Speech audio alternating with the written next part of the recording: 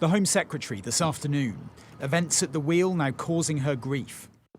Suella Braverman was caught speeding last summer and, according to the Sunday Times, asked civil servants and an advisor to try and arrange a private speed awareness course instead of attending a regular group session. When this was refused, she instead took the points and paid a fine. The Prime Minister, unaware of the penalty until this weekend, seeming frustrated to be asked about it. Did you have any questions about the summit? And ducking the question of whether he had full confidence in his Home Secretary. I don't know the full details of what has happened, nor have I spoken to the Home Secretary. I think you can see firsthand what I've been doing over the last day or so. But I understand that she's expressed regret for speeding, accepted the penalty and paid the fine. Number 10 later said the Prime Minister did have confidence in Suella Braverman. Labour calling for an inquiry into whether the ministerial code had been breached.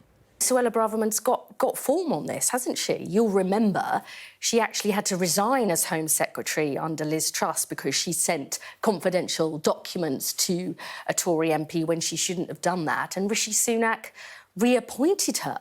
Critics say asking civil servants here at the Home Office to deal with personal affairs would be against the rules. While some suggest Suella Braverman was trying to avoid being publicly identified by attempting to arrange a private course, those close to her cite security issues and say her protection team would have needed to come to any group session.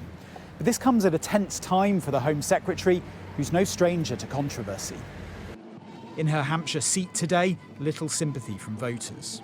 If I did it or anybody else did it and we were given a fine or whatever, we wouldn't have any other options. She's the same as any other citizen of the UK. She should pay the fine.